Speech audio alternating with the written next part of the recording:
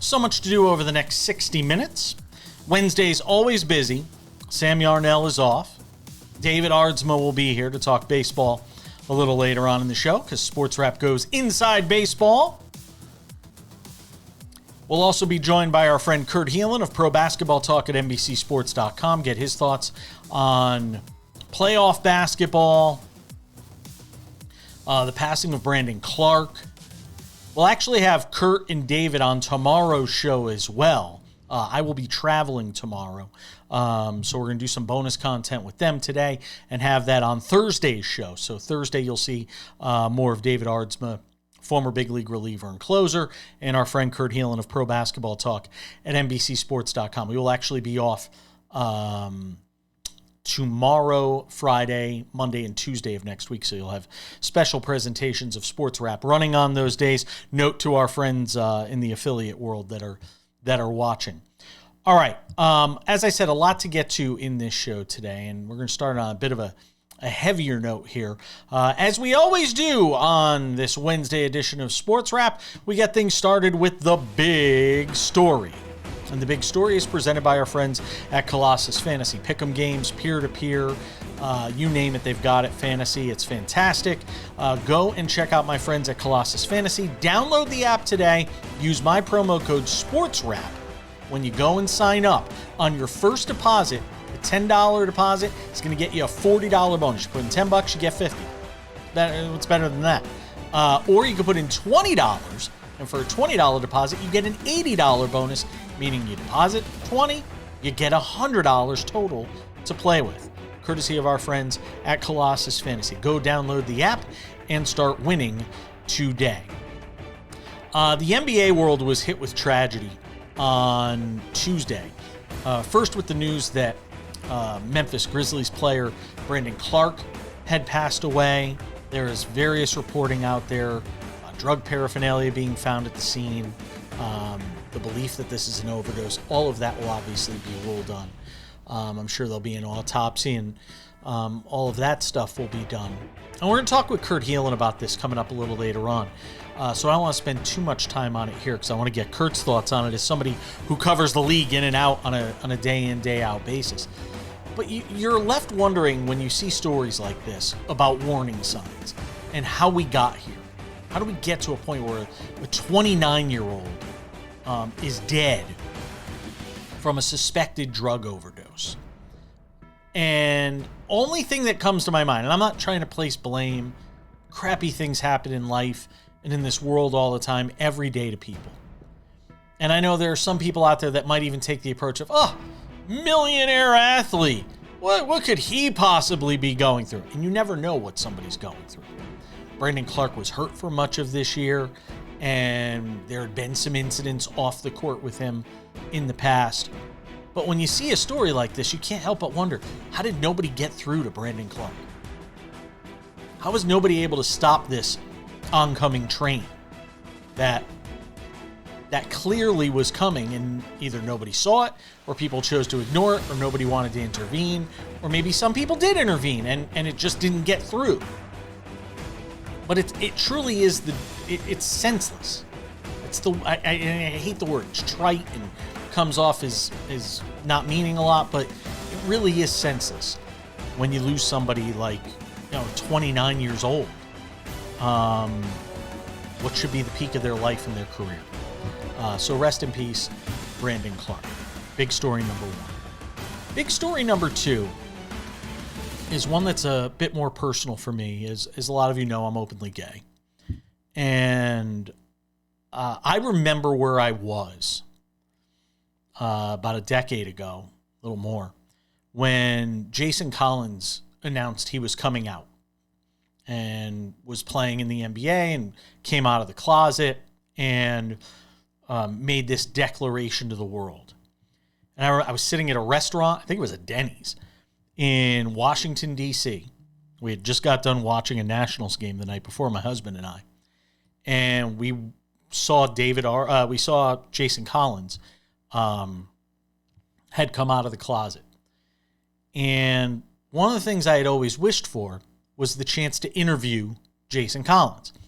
And not because I'm selfish and I wanted the big story or the big scoop, Jason Page interviewing Jason Collins. Not because of that, but because I wanted to say thank you. And I never got that opportunity to say thank you to Jason Collins for breaking down this barrier, for swinging this door open, so to speak. So I'm going to today, with the time that I have and the platform that I have and the privilege that comes with that platform, I want to say thank you to Jason Collins, because he changed a lot of lives when he came out and took the slings and arrows that to this day nobody else in the NBA has decided to come out and take. And that's one of the things that will be discussed in the hours and days ahead when it comes to Jason Collins, is what is his legacy? And I've fought with that. I fought with that question when it comes to Jason Collins, because I don't know what his legacy is. I've struggled with that question. I was talking about it with one of my editors over at MS Now. We were thinking about writing a column. What's the legacy of Jason Collins? Because a decade after he opened doors and showed you can be openly gay and came out, nobody else has. And I don't know what the reason for that is. If it's the league and the way it supports or doesn't support the LGBTQ plus community. Not pointing fingers, I'm just asking questions. Or whether it's the true fear and self-loathing that can sometimes come with being gay. I don't know. But the one thing I do know is that Jason Collins deserves my thanks and the thanks of all of us in the LGBTQ plus community, for doing what he did and carrying that torch that nobody up until then and nobody since wanted to carry. Jason Collins passed away from a brain tumor, glioblastoma, a very aggressive form of brain cancer. He was just 47 years old. And again, from myself to his family, to his friends, I just want to say thank you for sharing him with the world, and thank you to Jason Collins for all that he did. Kurt Helin joins us on the other side. Sports Wrap continues.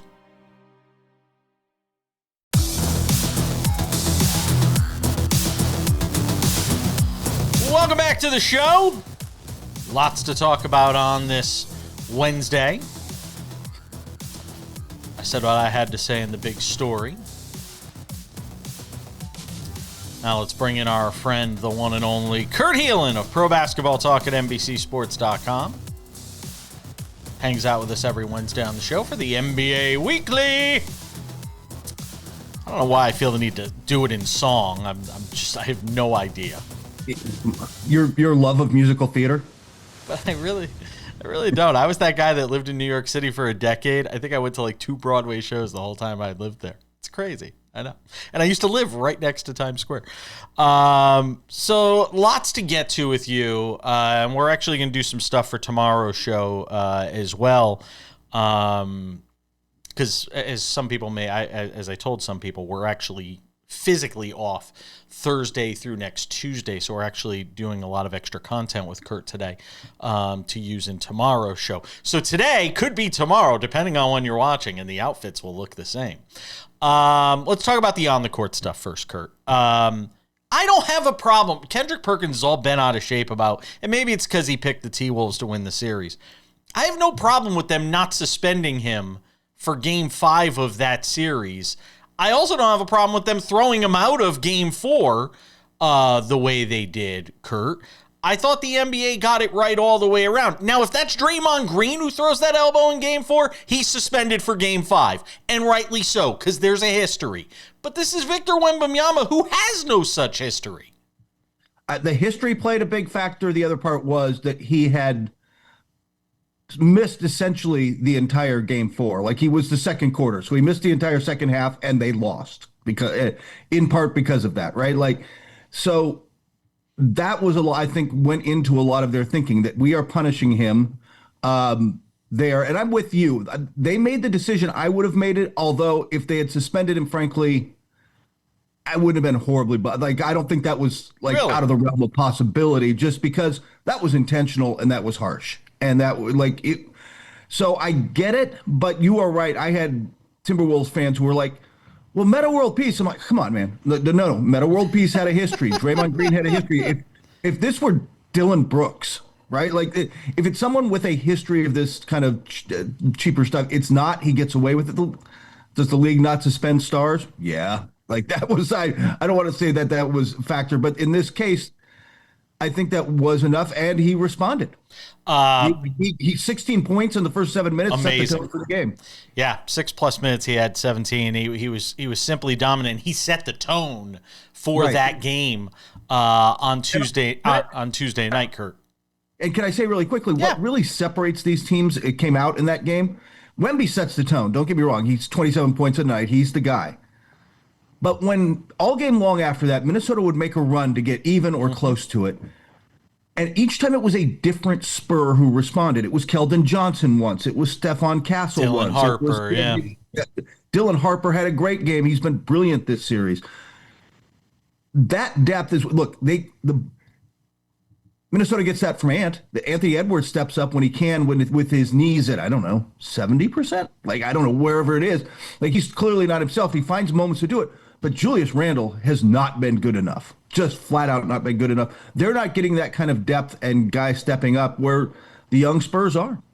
He disappears. Randall certainly does disappear in these sorts of moments. It has happened throughout his career. I certainly remember seeing it with the Knicks. Do you think the Spurs wrap this thing up? Or are we going 7? I would not be shocked if look, they could wrap this up. I think they are going to win this, but if you told me it was 7, I would not be shocked. And that, by the way, would give the Thunder more than a week off. There's parts to me though, but here's the thing: there's parts to this, Kurt, where I've watched this series, and I know it's 3-2, but I mean, if you really look at the series, you know who the better team is, because to me, they lose game 1, despite the fact they play horrible. They have a shot to win the game in game 1. They lose game 4 without Wemby, and they had a chance to win that game late. And you know, it just feels like they're the better team in the series. I would be stunned. Whether it goes 6 or it goes 7, I would be shocked if they lost this series. I think the only thing that gives me pause, and the thing that frankly gives me real pause, despite the trouble they've given with the Thunder, is they're young. They haven't done this. They haven't done this enough. Minnesota's going to be tough to close out. That's a good team with some pride that will play very well at home and in game 6. And then game 7s are weird. You know, like one game things can happen. How do you explain Cleveland and Detroit? You know, the way Detroit looked through the first 2 games, Cleveland has been so good at home in this postseason. How do you explain that series? You know, Donovan Mitchell has the crazy second half in game 4. And you knew he'd be good for one of those games in this series, and that was that game. How do you sort of handicap the final 3 games of this series if it is going 3? I think Cleveland's in trouble. Just James Harden's been inconsistent. They've gotten a couple good games from him. They've gotten bad games from him, which is what we all knew was coming with James Harden, right? Like he's up and down. And so you see moments like the second half of game 4 where they look like the best team, but they have not been able. They're 0-5 on the road. They've not been the same team on the road. Harden hasn't been the same on the road. I don't trust them to come in and put a game together like that away from home. So I still think this series goes the other way. Really? And look, you know, one of these teams is going to get the Knicks. And the Knicks are going to be sitting there plenty rested. But the question for the Knicks now is Anunoby, with this hamstring, what do we know? It was a mild hamstring. I think by the time they're getting enough time off because of this, again, like the Thunder, who don't need it as much. Well, they do have Jalen Williams out, sure. So maybe they do. They get a week off, right? You're going to get a week off to rest and recuperate.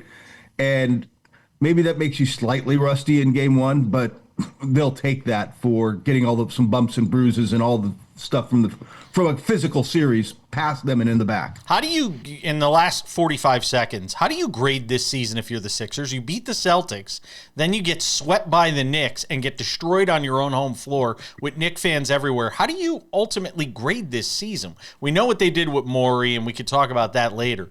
But just from a on-the-court perspective, where the Sixers go from here? I think playoffs were a perfect example in that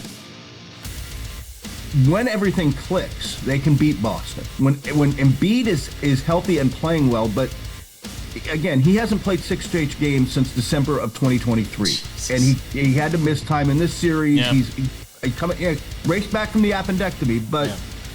There's always something. Kurt Helin, Pro Basketball Talk at NBCSports.com. We got more with him on the other side. Don't go anywhere.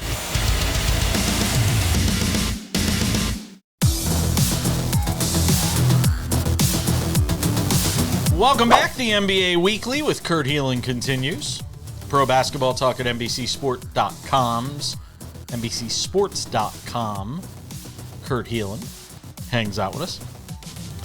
All right. I'll do the LeBron stuff with you for the Thursday show. Let's just talk about the Lakers, getting swept in this series. And again, much like the Sixers, you're kind of asking these questions. All right, we got through the first round. Now what happens with LeBron? What happens with Austin Reeves? This sort of dilemma that this team is in and where they go from here after a sweep. Then we'll get to the Thunder. I think you see a pretty radical overhaul of the roster. Outside of, Luka's not going anywhere. He is the future. Luka and Reeves pair well. Luka and Reeves are actually tight. Like, they get along really well.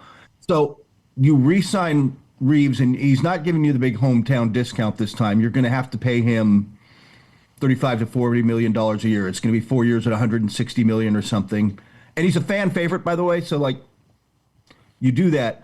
But if you've got those two guys, then you have got to go get defense and shooting everywhere else on the roster. And they don't really have that outside of maybe bringing back Rui Hachimura. That one's going to be interesting. They can't keep him and Luke Kennard, so I'm curious how they're going to handle that. But you're going to see, I think I would be surprised. And Rui was, and by the way, Rui was really good. I mean, all of a sudden Rui became Reggie Miller. Like, what the hell is going on? Rui's actually improved year after year. He's become a really good player in that role. The Lakers are going to have to pay to keep him because there's a lot of other teams. I mean, we're talking last segment about, hey, Philadelphia wants to tinker around the edges. If you put Rui in the Tobias Harris slot, that's like you got younger and a little bit better at this point. Like, there's going to be teams that look at Rui and make a run. The same with Reeves. There's teams salivating for a chance to take a run at Reeves, so you're going to have to pay them. But I think they've got to do there's rumors they want to go after Peyton Watson out of Denver.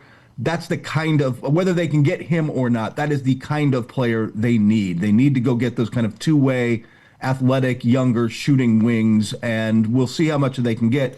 They are going to be you're also going to see, by the way, a huge overhaul in the front office. They've already talked about getting Rob Pelinka 2 assistant GMs, one who is player and development, one who is more a numbers guy who's going to do caps and more analytic stuff. Like, you're going to see them fill out their front office and their scouting staff in a way that they have not done they've just not done in years. They've been a pretty, if you want to be polite, streamlined organization. Which is crazy for a franchise worth as much as the Lakers. Right. They have operated more like a mom and pop, and that's not going to be the case now. They're going to use their money, much like, look, this is what Mark Walters did with the Dodgers, right? He just farm system, man. We're going to fill this out. It wasn't just buying Shohei and all that. Like, he built out the organization there that has them where they are. Take us to the Thunder. We take it for granted. But this team hasn't lost in the postseason. They're winning a lot of these games in blowout fashion. They still don't have Jalen Williams. I mean, it really is remarkable what they continue to do. And the Lakers pretty much held SGA in check for most of this series, and they still found ways to win those games going away. That's the challenge with that, right? the Lakers did throw everything at SGA and threw him. I mean, he had 35 in the last game. He started this way, but they threw him off his game a little. And so AJ Mitchell steps up, right? And a second-year guy that they've got, by the way, who's now on a 3-year, $9 million contract, the best contract in the NBA right now, AJ Mitchell. They've got youth and talent everywhere. They've got some hard decisions coming because the cap is coming for them. You know, the Jalen Williams extension kicks in next year, Chet Holmgren, like they got to pay those guys and it's going to be harder. They've got a lottery pick this year and they've got 13 first-round picks over the next 6 or 7 years in the first. Like they're so stacked to just keep drafting guys and rolling through this that it's incredible. Yeah, it is. And assuming they get the Spurs in the next round, I don't think they're going to run through them in a sweep. No. But do you still feel like right now, if you were handicapping this thing, you're comfortable with the idea that it's going to be Oklahoma City coming out of the West? It's Oklahoma City winning it all. By the way, Spurs Thunder, with all due respect to your Knicks, is the NBA Finals. Oh, stop it. Come on. And the Thunder are just better. Why you got to do that to me? Why you got to do that to me, Kurt Helin? Really? You give the Knicks no chance against the Thunder? I don't think it's a good matchup for them. I think they're the number of defenders they can throw at Brunson, the trouble they can give Cat. It's just not a good matchup for the Knicks. I want to talk about Jason Collins with you tomorrow on the show. I want to focus for the last couple of minutes here on the passing of Brandon Clarke. This came out of nowhere yesterday. 29 years old. Guy that's been around the league for a while, averaged 10 points for his career, dealt with some injuries last year. I mean, what's been the reaction from people you've talked to around the league? Just shock, just for why it went down, and you can find that out online. But like this was a guy who was a rising star for them a couple years ago, right? I mean, he was like, man, everybody could use a Brandon Clarke, all that energy off the bench, and then people forget tore his Achilles. That's a year out, like played 6 games 1 year. Shoulder and then, knee and then calf this year kept him to, I think, 2 games for the whole season. And something seemed to happen. He seemed to get into trouble. I mean, he was arrested in Arkansas for possession of a drug there in a like felony level, like distribution level. And now this is Kurt. I don't want to point fingers. Where the hell was the play? Where's the Players Association, Kurt? Where was the play? There were obviously signs here. Where was the Players Association? I don't know what happened behind the scenes. I don't know how many people came forward and tried to talk to him. That is also a challenge for Memphis, in that this wasn't an organization with a strong leader at the top necessarily. That hey, we got to step in. Like, if this had happened with some other organizations, you felt there might have been veterans, there might have been people who tried to, and I also don't. I know there were people around Brendan Clarke trying to help him, and sometimes you got to seek help, and so I wish this had turned out differently. He's so young and so. It's just really a tragedy. It really is on every level. Kurt Helin, Pro Basketball Talk at NBCSports.com. Check out his work there. We will have more with him on tomorrow's show. We're going to do some segments for that and have that for tomorrow's show as well. Check out his work at Pro Basketball Talk at NBCSports.com as well. Thank you, my friend. Always appreciate you. Thank you. We're coming back with David Aardsma to talk baseball.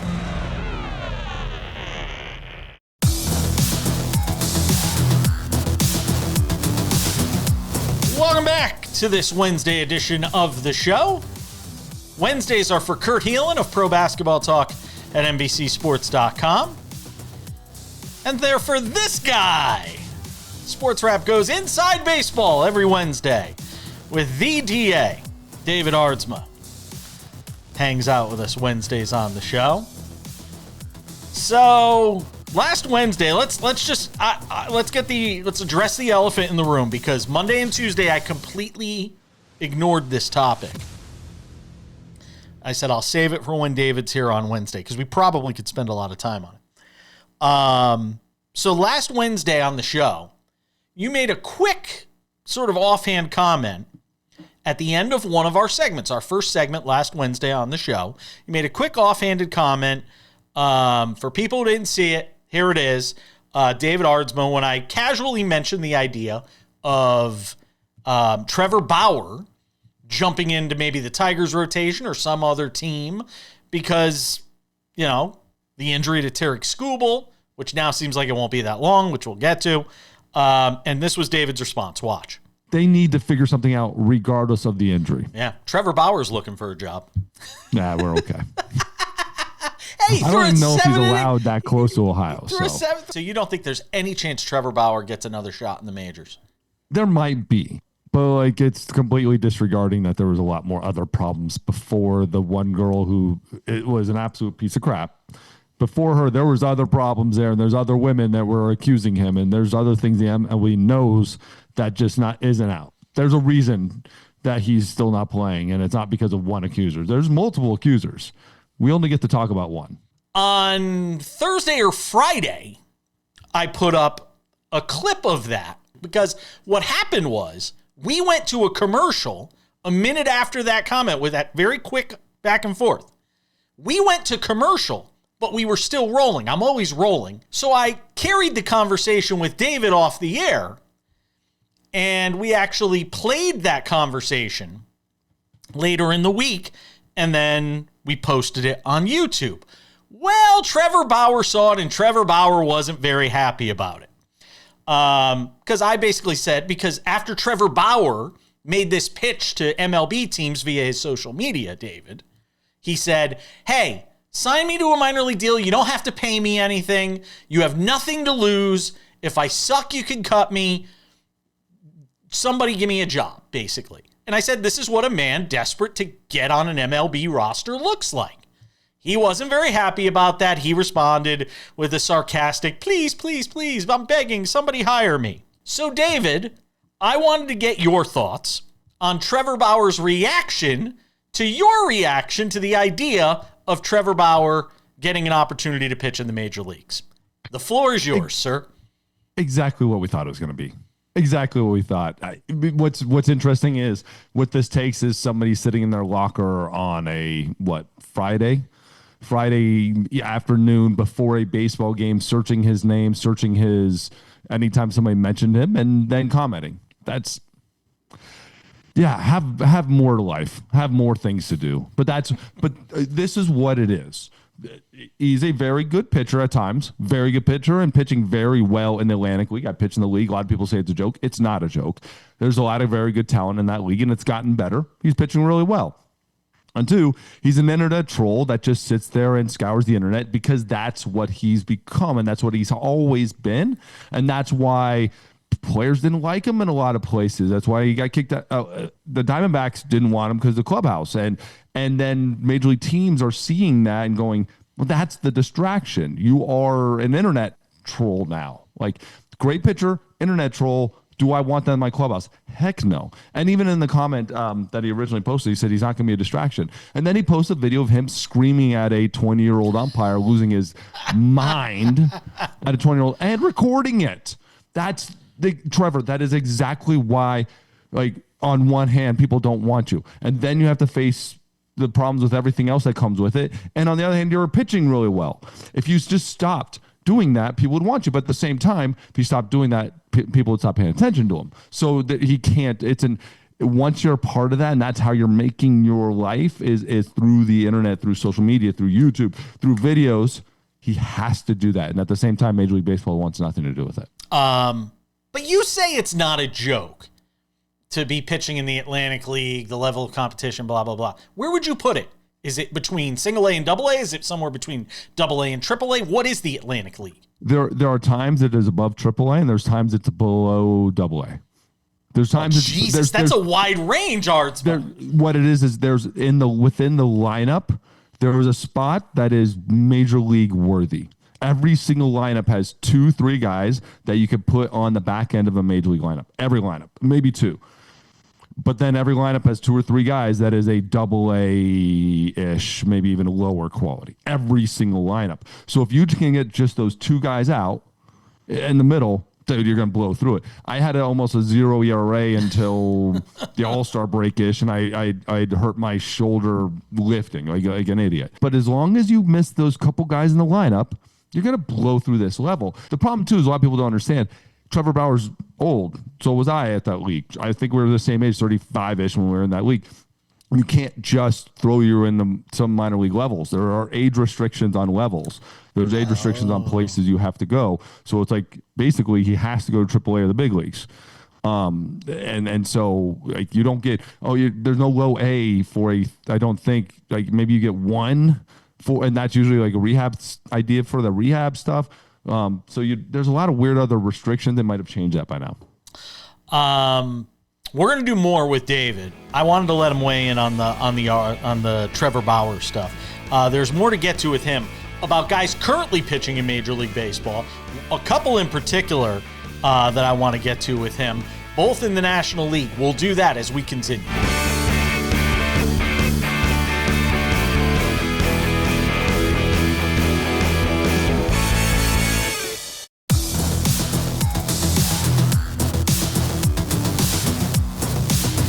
SportsWrap goes inside baseball every Wednesday on the show with David Aardsma, former big league reliever and closer. We're talking about the Trevor Bauer stuff. By the way, 15 strikeouts in his start for the Ducks, I think last night. Yeah, absolute dominant. Like, again, absolute dominant. It's not a question of can he pitch there. It's a question of, like, at a higher level in Japan, he sucked. This is like we've already had the litmus test. All right. We've given Trevor Bauer enough oxygen with one segment on the show. I'm sure his agent appreciates it. Hi, Rachel Luba. Let's talk about guys who are actually pitching in Major League Baseball right now. And start with Paul Skeens, who, after his opening day debacle against the Mets, which partly was because of some terrible defense in the outfield from O'Neal Cruz, has been fantastic. Carried a no-hitter late. Skeens looks amazing. I don't think he's walked a guy in a month, David. I mean, describe as a pitcher and a guy who's pitched at the highest level of this game how easy Paul Skeens is making it look right now. He hasn't walked a guy in a month. Yes, it's playing with guys, and we didn't think this guy could get better. He is getting better, pitching better. Yes, very first game, 5 innings pitched, or whatever it was. 0.2 innings pitched with the 5 earnings. Bad, but the defense played a lot to do with it. It's probably a cold day in Pittsburgh. Or in New York. Who cares, man? This guy's pitching unbelievable. He's an amazing talent. We've known it. But again, he's getting better with almost every single outing, getting further in games. The fact that he has increased his innings almost every single start, he's exactly what he's been, which is scary that this is going to become so normal. It's going to be the Mike Trout factor. Like the Mike Trout, at some point, you're just like, oh, okay. But you're realizing he's almost 40-40 every single year. He's going to have these seasons that are just incredible, but amongst his standard, it's going to be just normal. He's on another level. It's just a question of, are they going to keep building a team around him and keep him and sign him, or is he going to walk? And that's such a hard problem because it's going to those questions are going to come up every single year instead of how great it would be if he could be there his entire career. Let's talk about another stud within that same division. What Jacob Misiorowski did against the Yankees, turning that lineup into a bunch of little leaguers basically on Friday night. A bunch of pitches over 10 pitches over 103 miles an hour, 13 pitches over 100 miles an hour. Sam and I talked about this week, and I don't want to pour cold water on what he's doing here. Can he keep doing that? It almost feels like he's better suited to be a closer long term to me.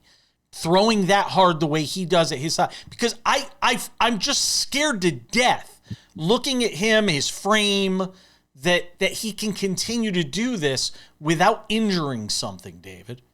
Everything looks wrong. Everything looks like something would blow at some point, and it might, but the way he's pitching, the way he's doing it, I've got no doubt that he's in the right role, in the right position. Yeah, maybe one day he's John Smoltz, but you know what? I thought the exact same thing, and it reminds me a lot of Chris Sale. Chris Sale just had the lower arm slot. Chris Sale. But a lot of it reminds me of Sale, but a Sale was a little bit more across his body, lower arm slot. Did not throw as 104 miles an hour. Something like the top 30 hardest pitchers of a starting pitcher this year are all Jacob Mizorowski, and he has the top 10 hardest of all time. All those numbers are just ridiculous, and he's just going to get better as well. Again, he's one of those guys that came on the scene last year and is just improving and getting better. He's going out, walking, less guys, striking more out. It's not just a flash in the pan. Now you're seeing him go out and dominate teams. And when he went out and dominated the Yankees, that just was unreal. How do we explain Jose Soriano? Like, is this real? Is this lasting? Or do you see in him what he's done so far? Do you see this as something that is lasting and sustainable for him? And if you're the Angels and you're in last place with this guy, and I know that the top of the division to the bottom of the division is like 2 or 3 games or whatever. How do you sort of view this Soriano sort of sensation that's going on out there with the Angels? Well, his first couple of years in the show were actually pretty good. We're good. He just had a bad year last year. So his first year, 3.6, 3.4. So he was improving, getting more innings under his belt. And then last year kind of just a step back. So it's not that it's unheard of. Again, if I have a Jose Soriano on my team, I'm celebrating it and I'm riding this baby as long as I can. Do I believe there'll probably be a little bit of a regression back to the mean? Yes. But it's not like this guy was putting up 4s every single year of his career. He was 3.4 and then bad year and then again a couple good years. So I dig him. I like what he's doing. I like how he goes out there and attacks hitters. But I'm riding it for as much as I can. Walks up maybe a little high, maybe a little high. It's still not bad, but the fact that he's going out there and he's striking out more, over 9 an inning, you have to love it. Over 9 a game, sorry. Yeah, the Angels being bad doesn't surprise anybody at 16-27. The Astros, I thought they'd be better. I know, but the Astros being this bad, and I know they've dealt with injuries, but the Astros being this bad, David, how surprising is it to you? This bad, yes. Now at the same time, they've had so many injuries. The injury bug has been a lot for a lot of different teams.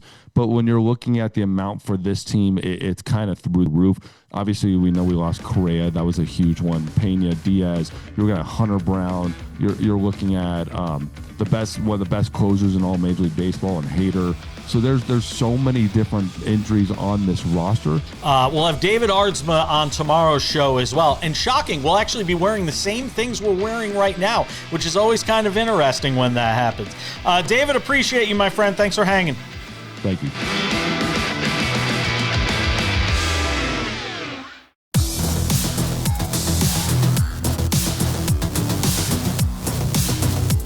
All right, just about time to put the wraps on this baby for a Wednesday. A few reminders. Programming note. We are off Thursday, Friday, Monday, Tuesday. Special editions of SportsWrap on those days. Tomorrow's show will have a lot of NBA and a lot of baseball. Kurt Helin, David Aardsma, because we had extended conversations with them. We did that intentionally so we can have content for Wednesday and Thursday's show. So a note to our affiliates and everybody watching, we are off. I will be traveling tomorrow to the East Coast. We'll be in New York City and Connecticut for about 5 days. It's my father's 83rd birthday. Happy birthday, Pops. We love you. Jaji, which is grandpa in Polish. Jaji, happy birthday, my friend. Miss you, and we'll see you soon over there on the East Coast. A couple other reminders. Sports Wrap with Jason Page podcast, available on all your favorite podcasting platforms. Spotify, Apple Podcasts, YouTube Podcasts, iHeartRadio, TuneIn, Odyssey, Amazon. Anywhere you get a podcast, you can listen to this show Monday through Friday. Crystal clear audio in your ears, wherever you get your podcasts.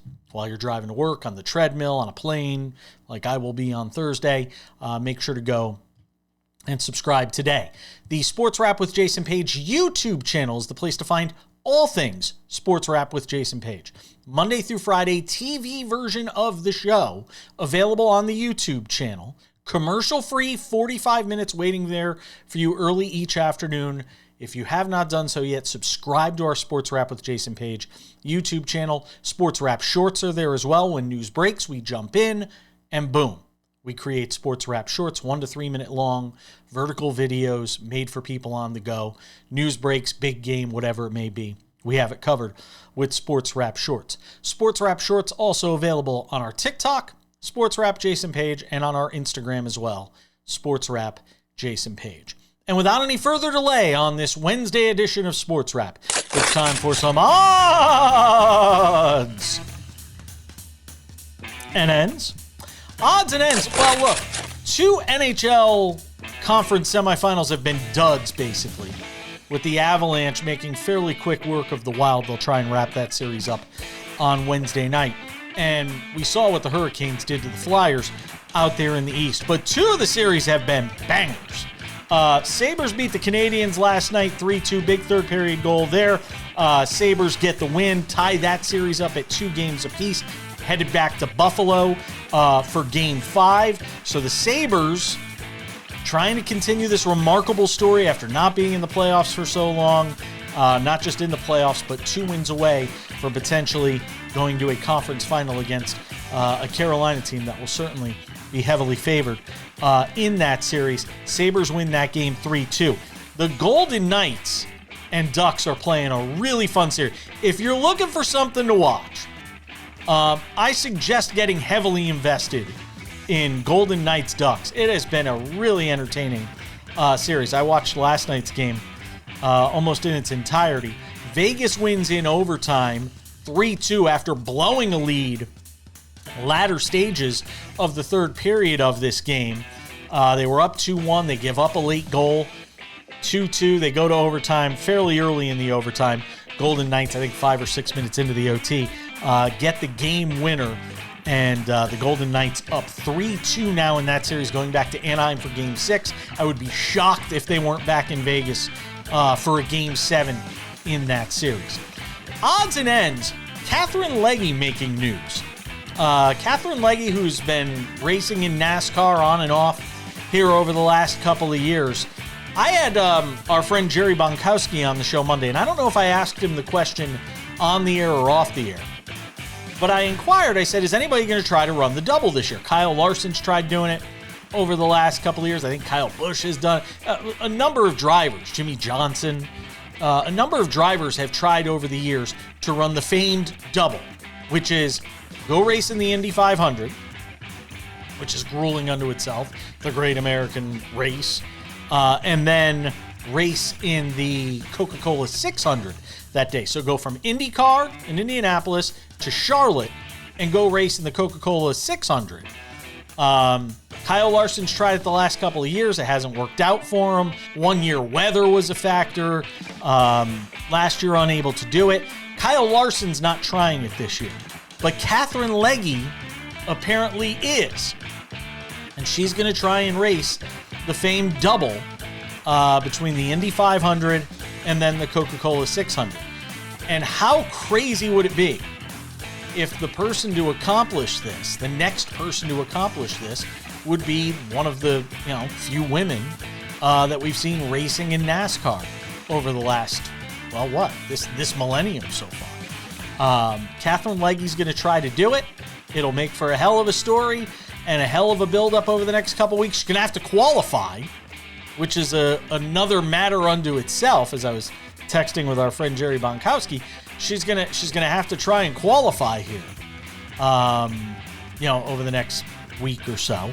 The All-Star race being held for NASCAR this week. She won't be a part of that, but she's gonna try, and on fairly short notice, is Catherine Legge going to try to qualify and race in both the Indy 500 and the Coca-Cola 600. We wish her luck.